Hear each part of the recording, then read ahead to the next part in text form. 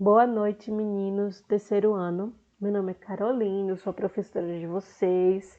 Eu espero que vocês estejam bem e nós vamos dar continuidade à nossa aula de filosofia moral. A gente está trabalhando os conteúdos de filosofia moral, a gente já trabalhou o que é ética, o que é moral, trabalhamos também alguns outros contextos e hoje a gente vai focar na questão do dever e liberdade, desejo e vontade. Eu lembro que na última aula nós trabalhamos muito a questão do agente moral. Não só o agente moral, mas os componentes desse campo, né, da moral. Então, hoje nessa aula, vocês vão perceber várias questões que eu falei na última aula, porque quem age realmente com a sua liberdade, com o seu desejo e a sua vontade é quem está agindo, né? Quem está realizando determinada ação. Então, portanto, é o agente moral e ele tem aquelas características que eu falei na última aula.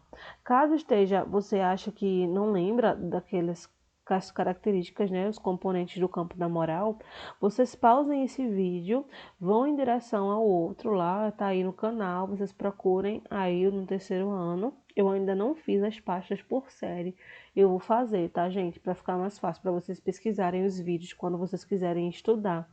Vou fazer as pastas por série, as playlists lá, aí vocês vão ficar melhor. Vou fazer uma playlist para terceiro ano de filosofia e uma playlist para terceiro ano de sociologia. Aí vai ficar melhor para vocês procurarem quando vocês quiserem ver depois, sem ter que ficar procurando por nome, tá bom?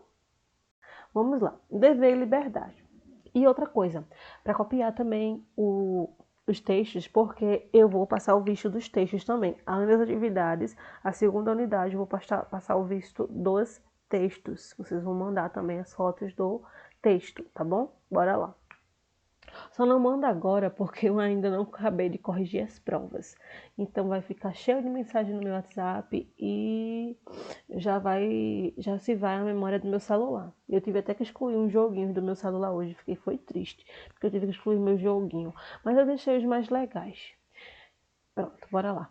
Dever e liberdade. O ato moral provoca efeitos não só na pessoa que age, mas naqueles que a cercam e na própria sociedade como um todo. Portanto, para ser moral, o ato deve ser, a gente já sabe, né, dessas características, o ato deve ser livre, consciente, intencional e também solidário. Eu preciso pensar em mim e pensar no próximo. Isso é agir com responsabilidade. Eu até coloquei aqui no finalzinho desse slide. O ato moral supõe a solidariedade e a reciprocidade com aqueles com os quais nos comprometemos. Então, se eu faço determinada ação, eu não posso fazer essa ação e pensar só em mim, porque se eu pensar só em mim, eu não vou ser responsável, porque ser responsável é pensar em mim e no outro, para eu poder tomar as consequências desses meus atos, do que ele fizer, e não vai ser um ato moral. Eu lembro que na última aula eu falei o exemplo do meu pai, né, que quando eu disse que eu queria pilotar moto um dia, ele falou que era muito complicado, que quando você pilota moto no trânsito, até quando está sem trânsito, um trânsito muito forte, você tem que pensar tanto em si, pensar tanto nas suas ações quanto nas ações dos outros, sejam pedestres, outros motociclistas ou outros motoristas, né? Tem que sempre pensar, porque então ele falou isso, então eu percebi. Então foi o exemplo que eu lembrei para falar sobre essa questão de responsabilidade. Esse compromisso não é superficial e exterior, mas revela-se como uma promessa, assim, entre aspas, pela qual nos vinculamos à comunidade. Então, se eu quero fazer um ato moral, se eu quero ser um agente moral é aquele que faz o ato moral, por isso esse nome, ele pode ser chamado de sujeito moral, de agente moral. E tem na outra aula também todas as nomenclaturas. Se você está na dúvida, pausa o vídeo, vai para outra aula. É bem curtinha também e vai ser fácil de vocês compreenderem essas nomenclaturas e depois volta para essa aula aqui. Então, se eu quero agir com moralidade, eu tenho que me comprometer com a comunidade, comprometendo-me com os meus atos e com e com o que ele vai causar no outro. Dessas características decorre a exigência da responsabilidade, pois responsável é a pessoa consciente e livre, que assume a autoria do seu ato, reconhecendo como seu e respondendo pelas consequências dele. Então, se você cometeu um ato que realmente teve a repercussão que você não queria que tivesse, ou acabou acontecendo, desencadeando algum acontecimento que você preferia que não tivesse acontecido, você, para ser um agente moral, tem que assumir as responsabilidades dos seus atos e ir lá, olha, tomar a frente e ir lá, olha, não foi bem assim que eu pensei que isso teria acontecido, foi dessa forma e tal e tal. Então você fala que você quis agir com moralidade, mas que acabou acontecendo coisas que você não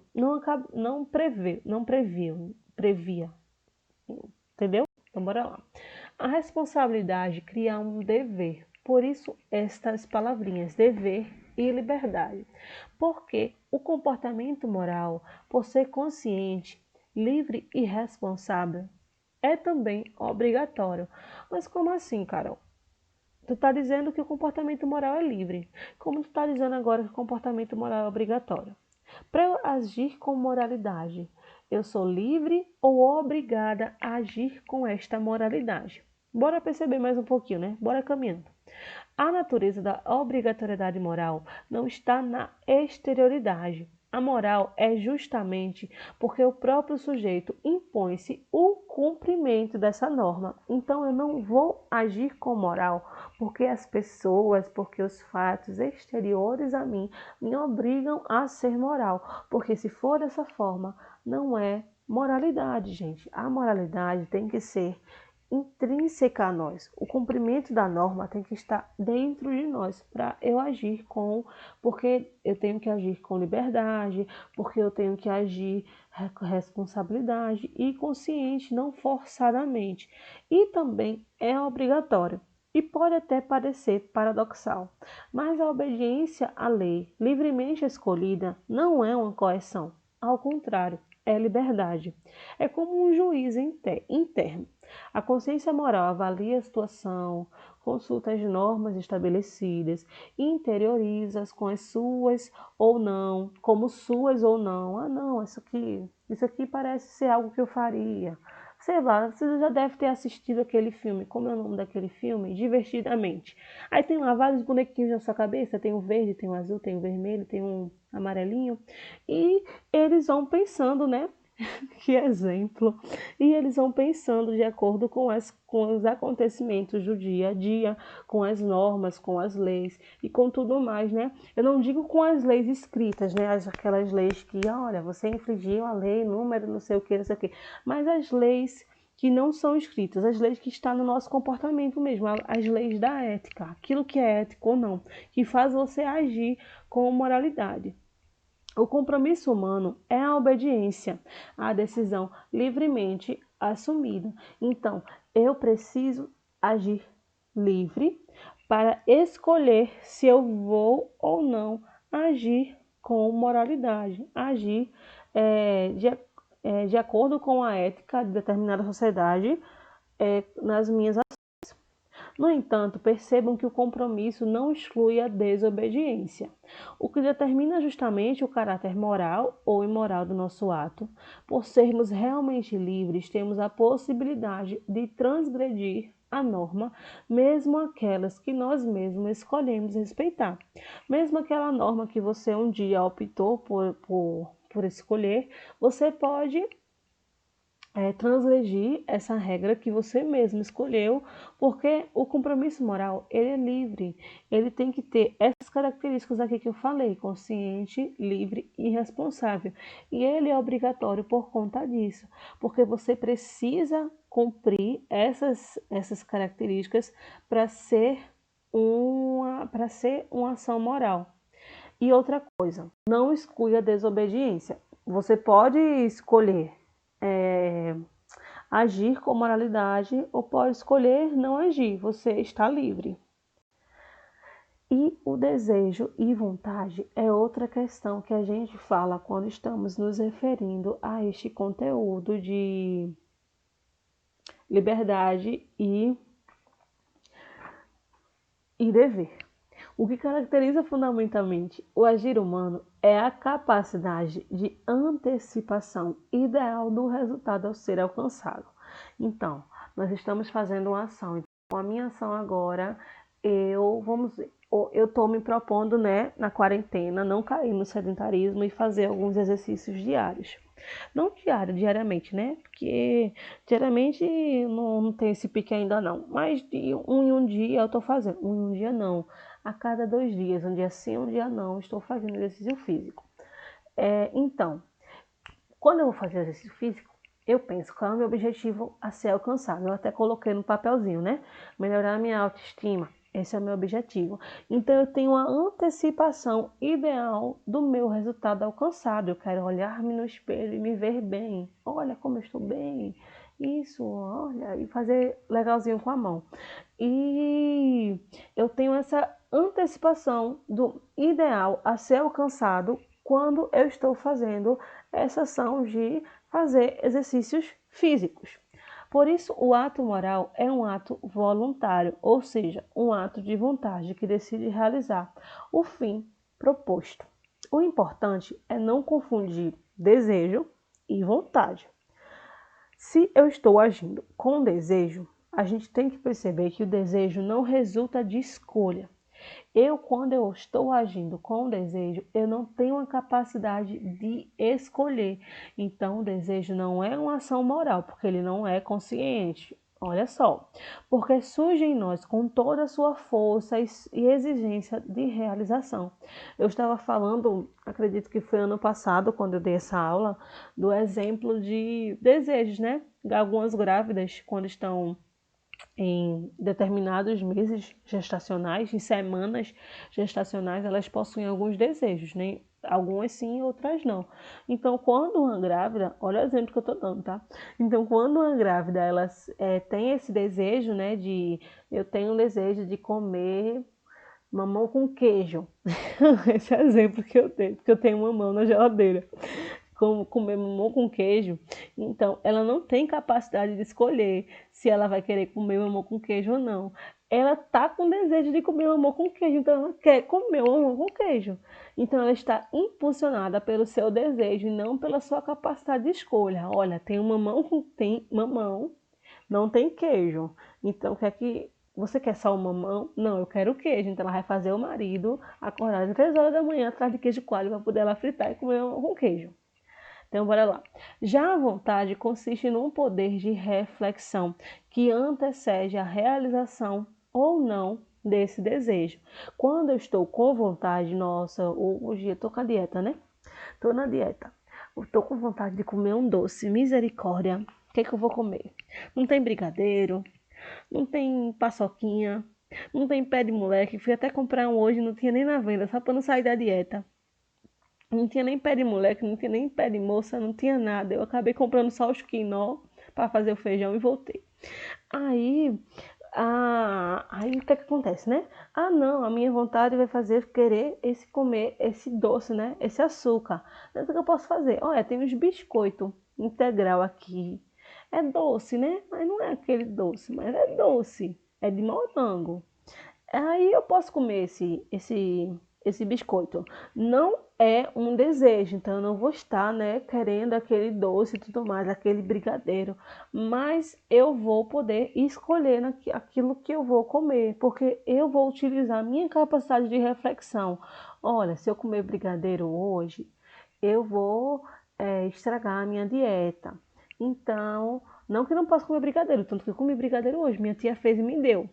Não foi eu que fiz. Quando eu já estava comendo meu biscoito integral, minha tia chegou com um brigadeiro aqui na janela. Olha, Carol, toma, eu sei que tu gosta. Aí eu olhei pro brigadeiro, o brigadeiro olhou para mim. Aí eu peguei, botei na geladeira. Aí quando eu vim estudar, eu fui, peguei e fiquei comendo. Mas não foi eu que fiz, né? Foi minha tia. Aí, enfim, então, olha, me justificando, né? Mas você pode comer brigadeiro se você quiser, você tem que ser feliz. Eu faço aquilo para eu ser feliz, né? Para ser triste não, né, gente? Bora lá.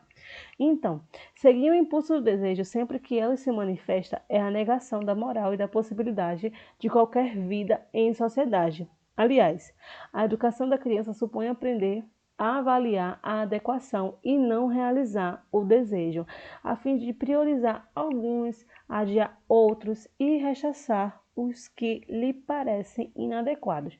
Principalmente, esse exemplo aqui, né, da educação da criança, principalmente quando está na fase, né, de construir os valores da criança, seja valores religiosos, seja valores até morais e tudo mais. Então, construindo a identidade da criança. Então, essa questão, né, de fazer com que a criança ela entenda o que é desejo, o que é vontade, é muito interessante, porque quando a mãe, por exemplo, estiver no mercado, que acontece muito, estiver no mercado e dizer, olha, só estou com dinheiro para comprar o pão e o leite, a criança não vai fazer uma festa lá, um chororô, porque não vai poder comprar o pipos vitaminado dela, porque ela quer o pipos vitaminado. Então, é melhor comprar o pão e o leite, porque a criança vai poder comer o pão com ovo frito, com a mortadela em casa. E se comprar o pão por vitaminado, vai dar dinheiro pro pão. Então, assim, são esses exemplos que eu tô querendo botar, né? Mas é importante fazer com que a criança entenda isso. E até nós, enquanto adultos, enquanto vocês, adolescentes, compreender essas questões. Quando o pai de vocês falar nesse contexto, né, de pandemia, que olha, não estou com tal valor para poder comprar isto que você quer nesse momento. Então você entender, né, todas as questões que estão acontecendo no mundo, todas as questões que estão acontecendo na sociedade, em sua família e compreender que isto não passa apenas, que isso é apenas um desejo.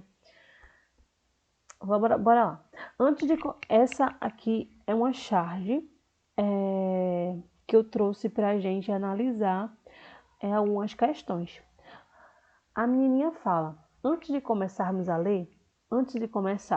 vou ler as regras. Ela está aqui jogando, né, jogando um joguinho. Ótimo, gosto de regras.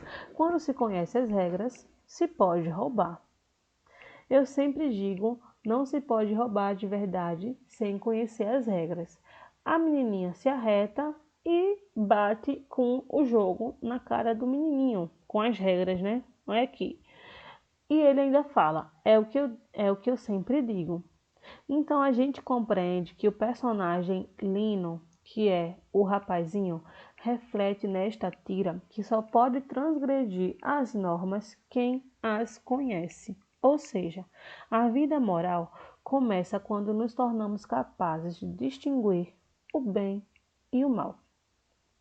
O bem do mal também, o bem e o mal e outras questões, né? Aquilo que nos faz bem, aquilo que nos faz mal e outras questões.